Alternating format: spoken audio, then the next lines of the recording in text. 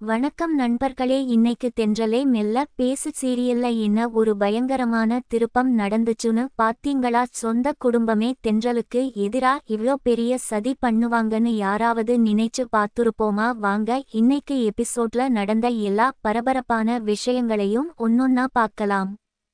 தென்றல் ரொம்ப மனசு உடைஞ்சு போய் நர்மதா கூட நடந்து வந்துட்டு இருக்கா. தன்னோட அம்மாவோட ஆபரேஷனுக்காக தன்னோட கடையை மூடிட்டு அந்த கடையோட ஓனர் கிட்ட கொடுத்த அட்வான்ஸ் பணத்தையாவது திரும்ப வாங்கலாம்னு தென்றல் ரொம்ப நம்பிக்கையோட போனா. ஆனா அங்க நடந்ததே வேற. அந்த கடை ஓனரோட பொண்டாட்டி தென்றலை ரொம்ப கேவலமா பேசி அவமானப்படுத்திட்டாங்க. உனக்கு இனிமே கடையையும் தர மாட்டோம், நீ கொடுத்த அட்வான்ஸ் பணத்தையும் தர மாட்டோம்னு ரொம்ப கொடூரமா சொல்லிட்டாங்க. இதை கேட்டதும் தென்றலுக்கு அப்படியே தூக்கி வாரி போட்டுச்சு. இவ்ளோ நாள் கஷ்டப்பட்டு உழைச்ச இடம் இப்படி நம்ம கைவிட்டு போயிடுச்சு. தென்றல் கண்ணீரோட நிக்கிறா. சரி, இந்த பிரச்சனைக்கு எப்படியாவது ஒரு முடிவு கட்டணும்னு தென்றல் வெயில்னு கூட பார்க்காம தெரு தெருவா போய் ஒவ்வொரு கடையா ஏறி இறங்கி வேலை கேக்குறா. பாவம் தென்றல் ஒரு பொண்ணு, இவ்ளோ கஷ்டப்படுறாளேன்னு யாருமே இறக்கப்படல எல்லா இடத்துலயும். தென்றலுக்கு ஏமாற்றம் மட்டும் தான் மிஞ்சிச்சு. இதுல எல்லாரையும் அதிர வைக்கிற மாதிரி ஒரு மிகப்பெரிய சூழ்ச்சி நடந்துருக்கு. அது என்னன்னு கேட்டா நீங்களே ஷாக் ஆகிடுவீங்க. தென்றலுக்கு யாருமே வேலை கொடுக்க கூடாதுன்னு அவளோட சொந்த மாமியாரே அந்த ஏரியா முழுக்க சொல்லி வச்சிருக்காங்க. சொந்த மருமக நல்லா இருக்க கூடாதுன்னு ஒரு மாமியார் இவ்ளோ பெரிய துரோகம் பண்ணுவாங்களான்னு நினைக்கும் போது நமக்கு அவ்ளோ கோபம் வருது. பாவம் தென்றலுக்கு தன்னோட சொந்த குடும்பமே தனக்கு முதுகுல குத்துறது இன்னும் தெரியல.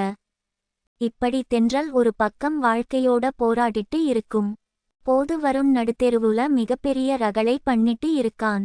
வட்டிக்கு பணம் கொடுத்தவன் பணத்தை திருப்பி கேட்டு வருண் சட்டையை பிடிச்சு நடு ரோட்டுல அவமானப்படுத்துறான். இதை தாங்க முடியாத வருண் பயங்கர கோவத்தோட அந்த வட்டி கடைக்காரனை போட்டு கண்டபடி அடிக்கிறான். அந்த இடமே மிகப்பெரிய கலவரமா மாறுது. இதை கேள்விப்பட்டு பதறி அடிச்சுட்டு ஓடி வந்த தென்றல் தன் புருஷனுக்காக அந்த வட்டி கடைக்காரன் கால்ல விழுந்து கெஞ்சி மன்னிப்பு கேக்குறா. தன் புருஷன் வருண் மானம் போயிடக் கூடாதுன்னு தென்றல் நடு ரோட்டுல எல்லார் முன்னாடியும் கால்ல விழுந்த அழுததை பார்க்கும் போது நம்மளுக்கே கண்ல கண்ணீர் வந்துடுச்சு. ஆனா இதை கொஞ்சம் கூட புரிஞ்சுக்காத வருண் தென்றல் மேல ரொம்ப கோபப்படுறான்.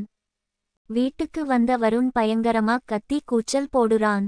மாமியார் தென்றலை பார்த்து என் பையனுக்கு குடிக்க ஜூஸ் கூட கொடுக்க மாட்டியான்னு திட்டுறாங்க. ஆனா வருண் கோபத்தோட உச்சத்துல இருக்கான். தென்றல் வருணை பார்த்து ஏன் இப்படி ரவுடி மாதிரி நடந்துக்கிறீங்கன்னு ரொம்ப உருக்கமா கேக்குறா. அதை கேட்டதும் வருணுக்கு கோபம் தலைக்கேறிடுச்சு. நான் ஒரு பெரிய ரவுடி தான், என்னை யாரும் மாத்த முடியாதுன்னு சொல்லிட்டு ஒரு கத்தியை எடுத்து தன் கையில தானே வெட்டிக்கிறான். ரத்தம் சொட்ட சொட்ட வருண் நிக்கிறதை பார்த்து தென்றல் அப்படியே உறைஞ்சு போய் பயத்துல நடுங்கி போயிட்டா. வருண் கொஞ்சமும் இரக்கம் இல்லாம தன் பொண்டாட்டி கண் முன்னாடியே இப்படி ஒரு கொடூரமான காரியத்தை பண்ணிட்டான்.